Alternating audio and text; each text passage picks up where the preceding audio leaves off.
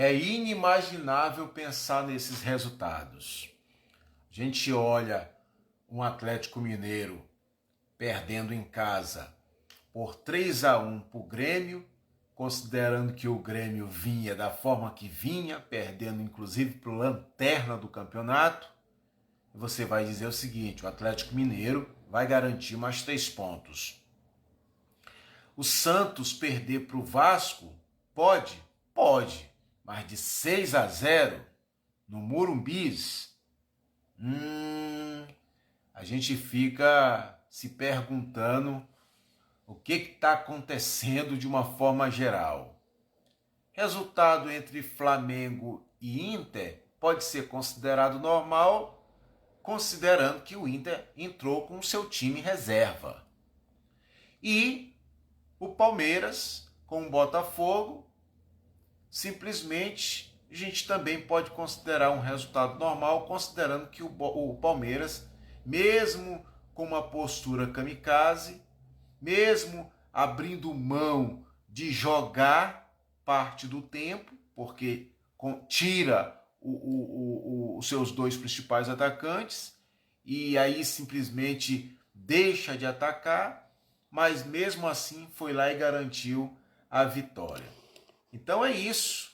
Esse é o Campeonato Brasileiro que está o tempo todo mostrando que cada jogo não é apenas uma decisão, é acima de tudo também uma caixinha de surpresa, porque tu não sabe o que de fato vai acontecer na próxima partida. Tu não sabe o que de fato vai realmente rolar na próxima partida, seja em termos de resultados, ou seja até mesmo nos mais variados cenários que se apresentam.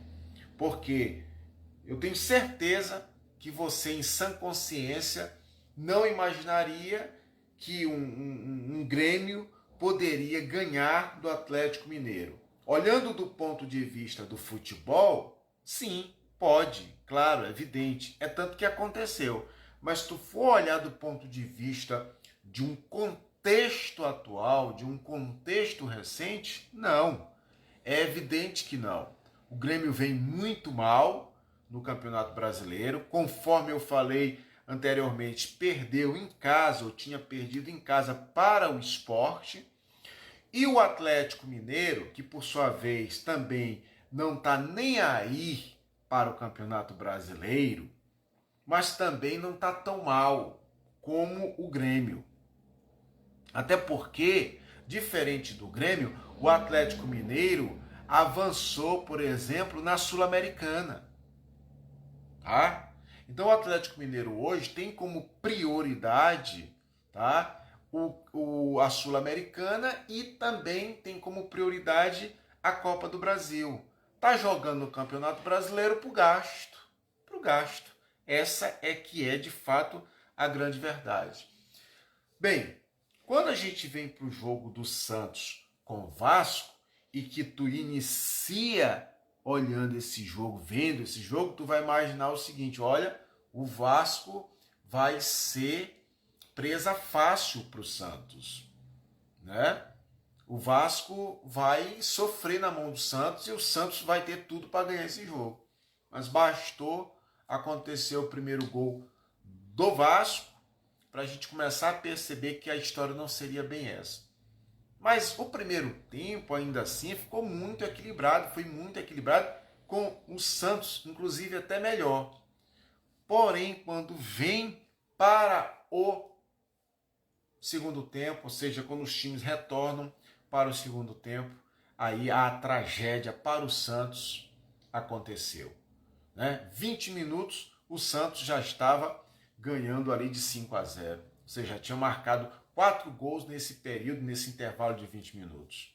Um negócio assim que, sabe aquela gíria que a gente usa muito no futebol? Deu o apagão, né? Aconteceu o apagão. Então, é um negócio assim que a gente fica realmente se perguntando. Só que aí, o que acontece? O Vasco não tem nada a ver com isso. O Vasco não tem nada a ver com isso. Eu quero destacar aqui a postura do Diniz. eu sempre entendo, eu sempre vejo, eu sempre compreendo que um técnico, o time dele pode estar ganhando do quanto for, do quanto estiver ganhando, mas ele nunca relaxa, ele nunca deve baixar a guarda. E o Diniz, para mim, é a representação máxima disso. O time dele ganhando já de goleada e ele xingando os caras, cobrando os caras, porque o cara sabe que, se for analisar no fundo, tem dois aspectos aí, né? Se relaxar, pega gol.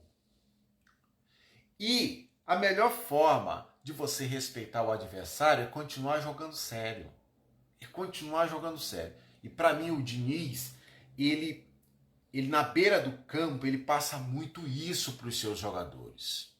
É algo que a gente precisa, de uma certa forma, sem exagero nenhum, reconhecer, tá? Eu vejo dessa forma. Bem, vamos lá. Aqui, Internacional e Flamengo.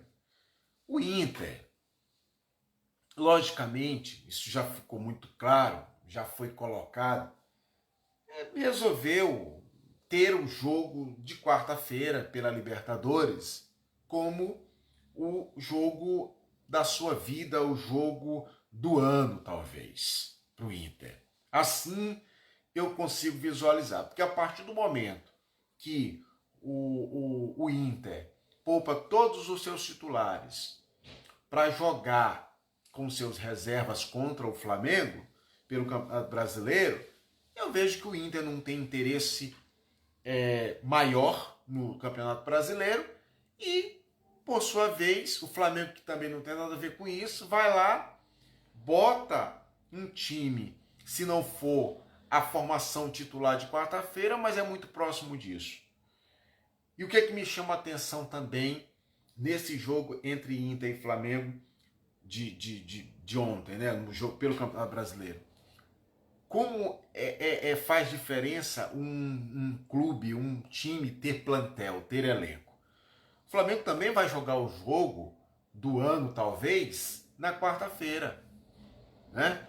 O Flamengo também vai jogar uma partida importante na quarta-feira.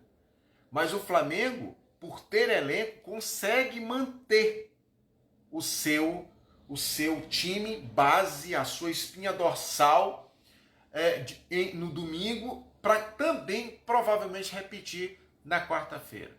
Tu acha que se o Internacional também tivesse esse mesmo elenco, esse mesmo plantel ou jogadores próximos disso, ele não ia fazer isso também? Claro que ia.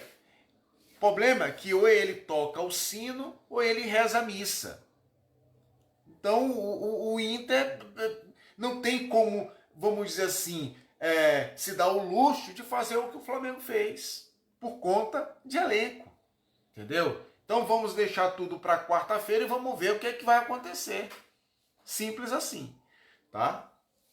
Bem, e o jogo do Botafogo com o Palmeiras, eu acredito que esse jogo se resume muito mais, considerando a vitória do Palmeiras, não que isso tenha sido o fato principal, mas pela questão de que o Palmeiras, pela Libertadores, o Palmeiras já está classificado. Palmeiras já garantiu sua classificação lá no Peru semana passada, né?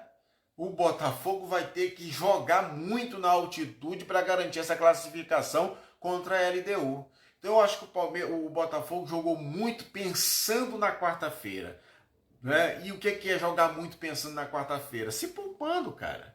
Não dando tanta importância para esse jogo, tá, contra o Palmeiras. E, de novo, o Palmeiras não tem nada a ver com isso, foi lá e garantiu, aproveitou a oportunidade clara que teve, fez o jogo, fez o gol, segurou o resultado e, consequentemente, os 3 pontos.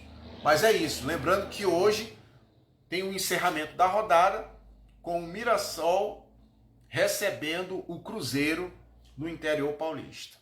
Ok? Beleza? Valeu! Abraço!